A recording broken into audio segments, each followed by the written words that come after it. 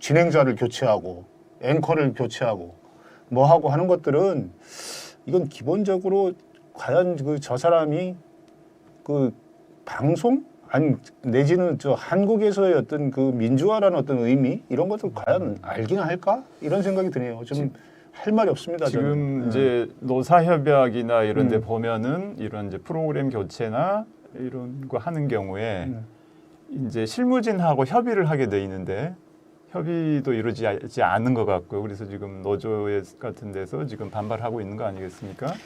이게 방송법에 방송 편성의 자유와 독립을 보장한다 돼 있고 법에 의하지 않고 누구도 방송 편성 여기서 편성이라는 건 사실 방송 전반을 얘기하는 거예요. 그 전반을 얘기하는 건데 여기 그 간섭하거나 개입하거나 뭐 해서는 안 된다고 돼 있거든요. 그러니까 그 공영방송의 어떤 공정방송 역사는 다 한마디로 줄여서 얘기하자면 권력으로부터 멀어지는 거거든요. 권력으로부터 멀어진다는 게 독립하는 거거든요. 그 저도 방송에 있었지만 그 대개는 프로그램 어떤 기획하고 그 MC 진행자를 누구를 하고 이걸 제작진의 자율에 맡깁니다. 사장도 함부로 누구 빼라 마라 뭐 이런 보도를 다뤄라 말이니까 함부로 못 하거든요. 그렇게 봤는데 이건 진짜 뭐 쿠데타도 아니고 어느 날 갑자기 아니 무슨 이 나라에 무슨 큰 변고가 있었나요? 왜 갑자기 진행자들 말도 없이 바꾸죠?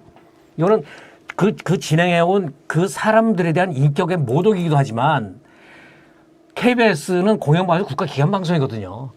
국민에 대한 어떤 국민을 무시하는 겁니다. 최소한 국민에 대해 사정 설명은 있어야죠. 뭐 이렇게 뭐 개편을 한다든지 뭐 이런 누구 바뀌게 됐다든지 그리고 설명도 하고 그래야 되는데 느닷없이 갈아엎어버리고 그러는 거는 그러니까 국민을 무시하는 겁니다. 이거는. 이소정 이제 9시 뉴스 앵커 같은 경우는 4년 정도 했는데 굉장히 저도 열심히 봤었거든요. 근데 마지막 작별 인사를 못 하고 헤어진 것 같아가지고 그러니까 되게 아쉽고 이거 계속 봐야 되는가 싶습니다. 작별 인사를 못하게 한 거는 그 시간을 통해서 자기네들 비판할까 봐 그런가요?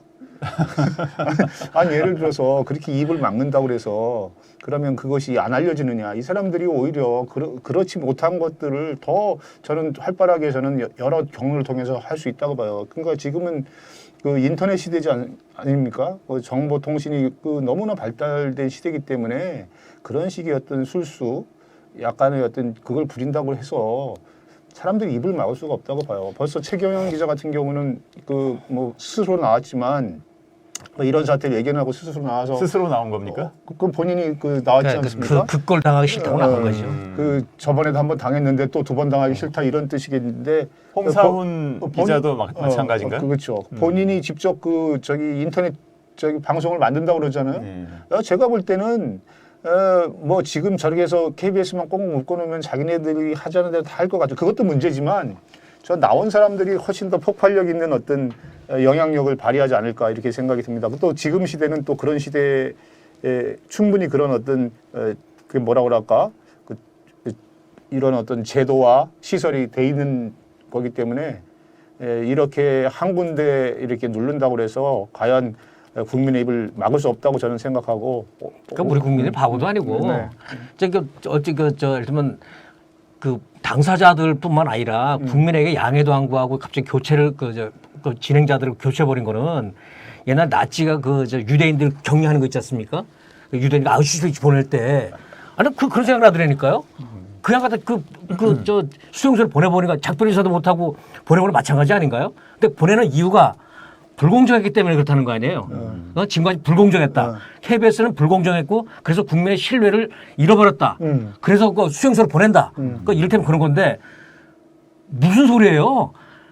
지금 최근 몇 년 동안 우리나라에서 언론 매체에 대한 어떤 신뢰도 조사라면 KBS 항상 위였습니다. 4년 동안 항상 위였고요. 4년 동안 1위 차지했다고 그러더라고요.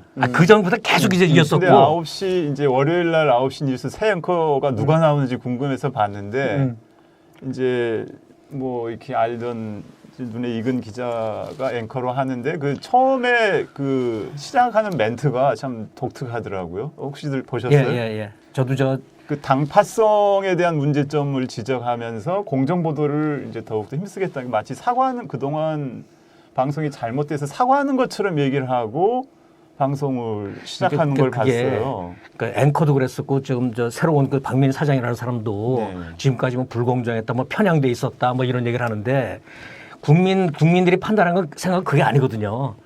그러니까 국민의 생각을 무시해 버리는 거죠.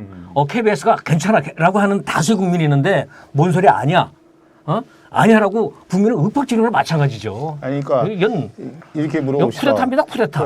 저기 이거 쿠데타 맞죠? 근데 공정을 누가 판단합니까? 그렇죠. 예? 공정을 누가 판단해요? 예를 들어서 예를 들어 불공정한 사람이 공정을 판단할 수 있습니까? 예를 들어서 시청률이 높고 하는 것들은 사실 국민들이 보면서 신뢰도나 이제 그렇죠. 그런 그런 걸로. 어떤 신뢰를 네. 보면서 그게 공정하고 잘하기 때문에 그 신뢰도 1위를 지키는 거 아니에요?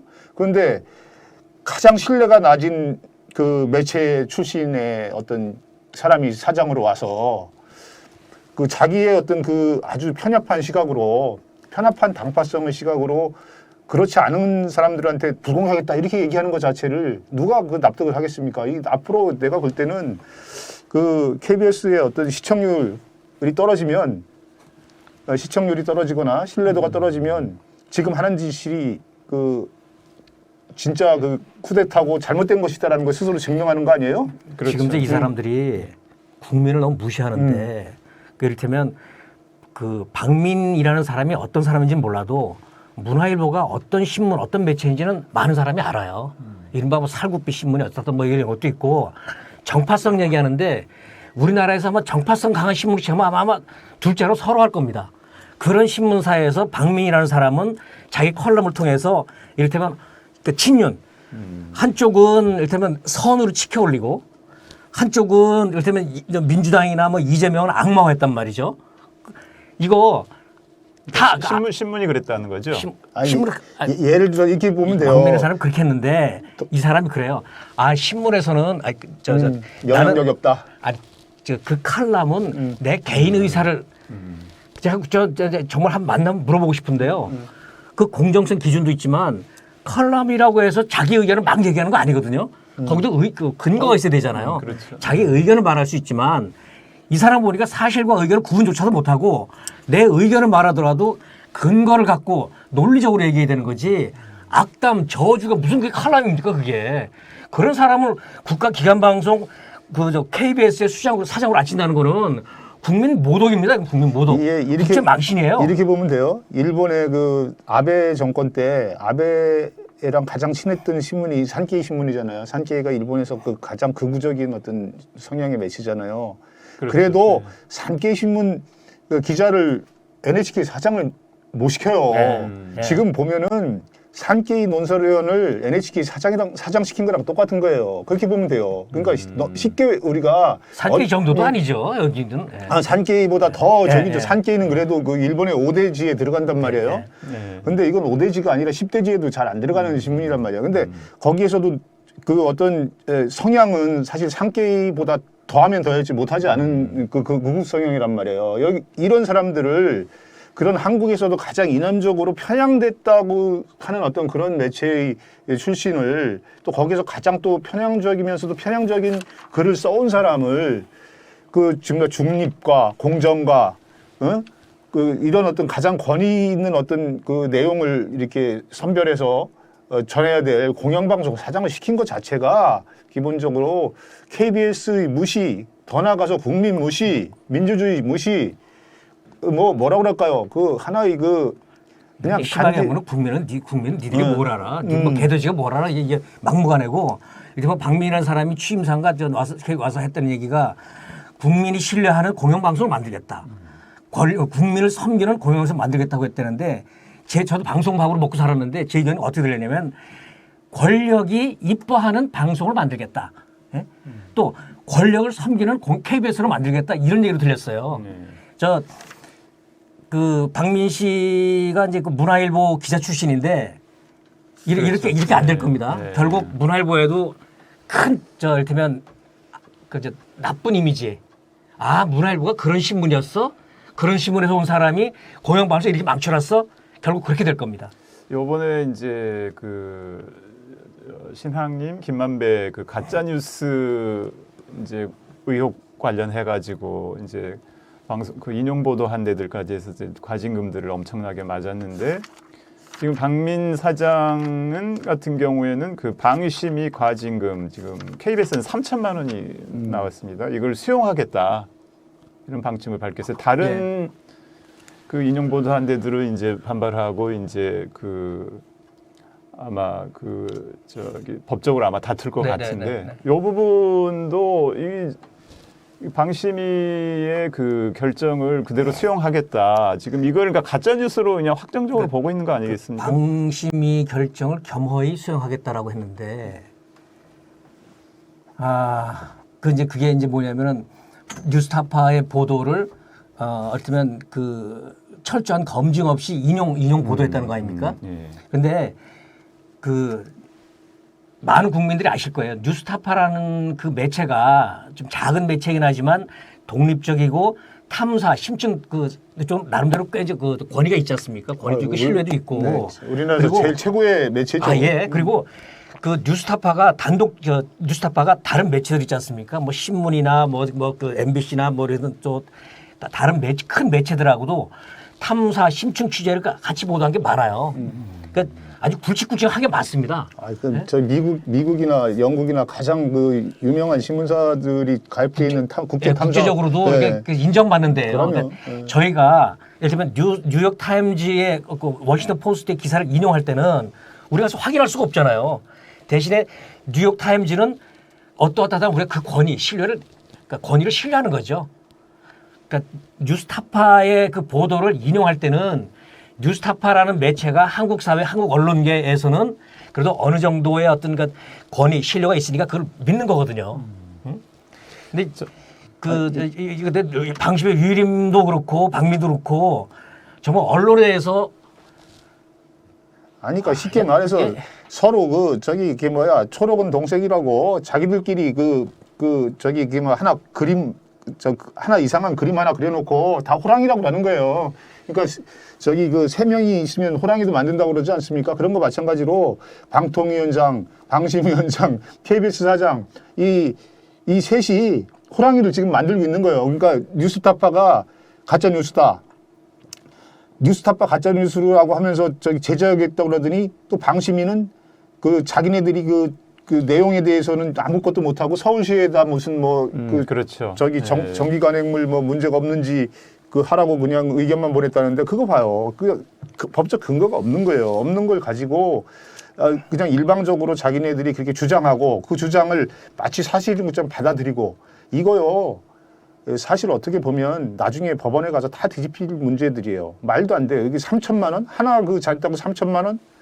뭐 몇 천만 원? 이렇게 매기는데 MBC가 지금 제일 많죠. 조선일보 기사를 보니까 과징금이 이제 MBC가 뭐 4,500 정도 6,000이고 어디 3,200이었는데 사실은 과징금이 중요한 게 아니거든요. 근데 기사에 보니까 그 과징금 액수로 나와 있는데 거기에 이제 그 과징금도 중요한 게 재승인 제허가 때 그렇죠. 마이너스 10점 굉장히 큰 거거든요. 감점 그게. 요인이죠. 예. 사실 손 보려고 하는 뭐가 있는 의도가 있는 거거든요. 근데 조선일보 기사에서 쏙 빼고 과징금 액수만 넣어놨더라고요. 그게 뭐냐면 액수가 크면 그만큼 나쁜 보도를 했다라는 프레임을 씌우려고 하는 게 아닌가 그런 생각이 들던데. 자, 어쨌든 좋습니다. 근데 신문윤리위원회는 조선일보가 이게 뭐야 김만배 인터뷰를 대선 공작이라고 한 거를 이걸 갖다 주의 조치를 했더만요. 받아내는 거죠, 그러니까. 그러니까 근거가 뭔가요?